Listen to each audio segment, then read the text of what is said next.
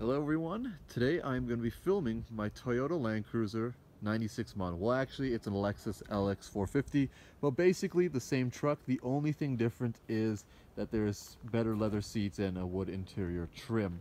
But other than that, it's the same legendary Toyota FJ80 truck. Now I'm going to be giving my quick overview about this truck. If you want to see more details, please check the link down below in the description to the Kijiji ad or Auto Trader ad, where everything is broken down and exactly what's going on with this truck. I'm going to be giving a quick breakdown, pros and cons of what's going on with this particular truck and what you should know if you are going to be buying it. First of all, overall condition, I would give it an 8 out of 10. The reason why it's not a perfect truck is this is my daily driver, so you can imagine that it would be getting a lot of rock chips because this car is located in Calgary, Alberta. The paint overall is in great condition, just of course these areas on the wheel arches, some along the sides, the hood, and the bumper is scuffed up, nothing bad, but it's just from daily use. Like as you can see, you got a rock chip on this headlight and on this headlight too. But overall, it's in pretty clean condition. I've yet to see a better Land Cruiser than this one, especially in this white condition. White is very hard to find in this truck. Absolutely no rust anywhere whatsoever on the truck. I have 2 sets of tires and rims. Currently the winter set is on here right now with the winter rims. These rims are not as nice as the summer ones, obviously, because they get used in the winter. I have some Bridgestone Blizzak tires on it with plenty of tread on it, so you can be using this for a while. Aftermarket headlights put on by the previous owner. They are Xeons. The original lights suck, so I have no reason why anybody would want to go back to the originals. Overall, the interior condition is I give it about a 7 out of 10, and the main reason for that is I have to put these seat covers on because they all worn out from after having 213,000 miles put on the clock. The driver's side, pretty much unusable. The seat covers are much better. I do have the 3rd row set of seats currently in storage. They have never been used. They're in brand new condition. So I looked online at what it would cost to actually get seat covers. You're looking about $1,000 for the front and rear to be replaced. That's if you want to install it yourself. I don't know how much it would cost if you would take it to a professional, but you can basically go on Google and search that up. I would do it if I was going to keep the truck, but I have no need for it. And the main reason I'm selling this, I have 2 cars. I'm going to be making another video on the other car that I'm selling, and I just need one of them. And if I sell one of them and I decide to keep this one, that's what I'll do. But I want to downsize. I don't need something this big. I'm the only one ever in it, and it's got like 7 seats. So let's go for a quick test drive. So the only issue that I've had with this truck, about 4,000 miles ago, I had to replace the head gasket. It finally gave out, which is no surprise if you look anything on the Toyota forums. That is expecting, you know, it has done 200,000 miles plus, so not really a huge surprise. When I bought the car, I had to replace the steering pump and just various other things. I have a full manual of everything that I've done to this car, everything that I've purchased for this car on in the manual, so when you come to pick up the truck, you'll have all of that information. The car runs in perfect condition. I use it every day. Never ever gives me an issue. The only defects with this particular truck, 3 things.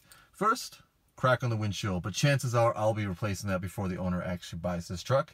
Second, the radio antenna does not work. It does not go up and down when you push the buttons down here, which is a fairly common issue on this truck, but if you want to use the car wash, you got to make sure you push that down.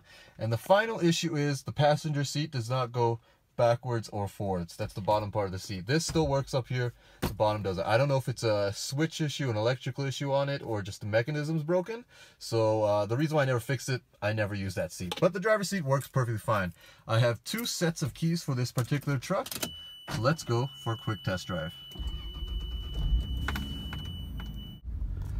Okay, so things you should know about this Land Cruiser is it is not the smoothest or quietest truck you'll ever drive, but it is pretty damn good. If you're coming from like a Ford, from like this era kind of Ford, or a Chevy from the 90s, this is definitely smoother in it, but you have to remember it is a truck, so chances are you will feel the bumps. It's nothing bad, but it's not the smoothest ride. Don't expect it to be a Mercedes because it's got a Lexus badge on it.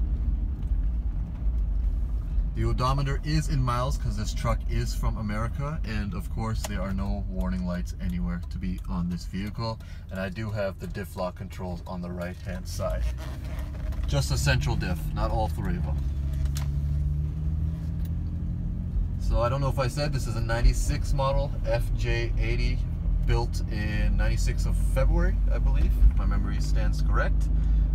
Car moves pretty quickly. It's nothing fast, but it's nothing slow. You'll have no problem reaching your highway miles if you're going to be driving on the highway.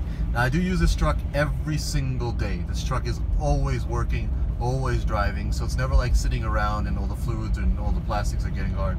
It is always in constant use, and it's never let me down. Absolutely not. It is the best vehicle I have ever owned, and it'll be sad to seeing it go. Now, I'm going to stay quiet for this part. I just want you guys to hear how the interior noise is. That way you get a good vibe on what's going on when you drive this car. We are currently at 80 kilometers an hour.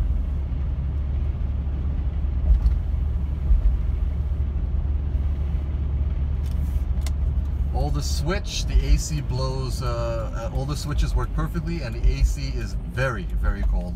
Everybody knows that the Land Cruiser was built to last, to go anywhere and never be stopped, and there's no exception with this particular vehicle. I'm quite familiar with Toyotas, very popular in my family. My first vehicle actually was also a 96. It was a Toyota Tacoma, and after buying that, I knew I wanted this truck. If you're looking for something that you're going to keep for a while, that turns people's heads, because if you drive this truck, you get a lot of compliments. I get it all the time saying, wow, it's in great condition. Especially a white one, which is very rare. Mostly you see the darker colors, the greens, the blues, the blacks, stuff like that. But a white Lexus LX450, particularly in the FJ80 series, is pretty rare. And especially with the bronze two-tone, it looks very, very nice, and I get a lot of compliments on it. People that know about off-roading, people know that cars in general, will know what this kind of car is. I like to have interesting cars, so this one definitely fits into that category.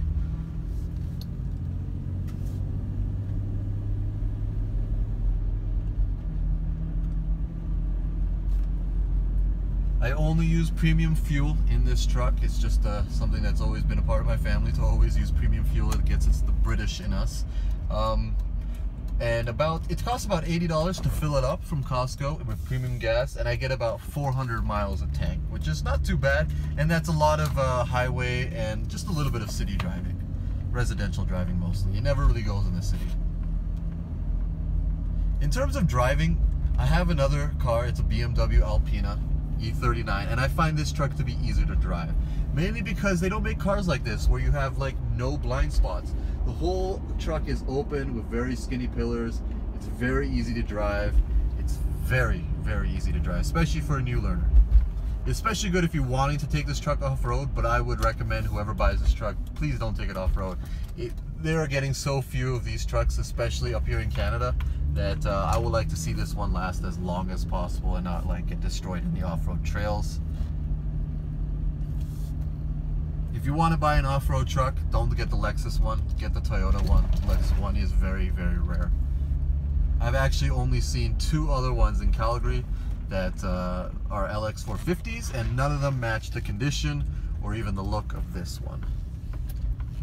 But that's everything for today's video, guys. Hopefully you enjoyed it. Check out the link down below in the description if you're interested in this truck. Once again, it is located in Calgary, Alberta, Canada, and all the information will be down there if you're looking to buy it. And as always, I'll be seeing you in the next video.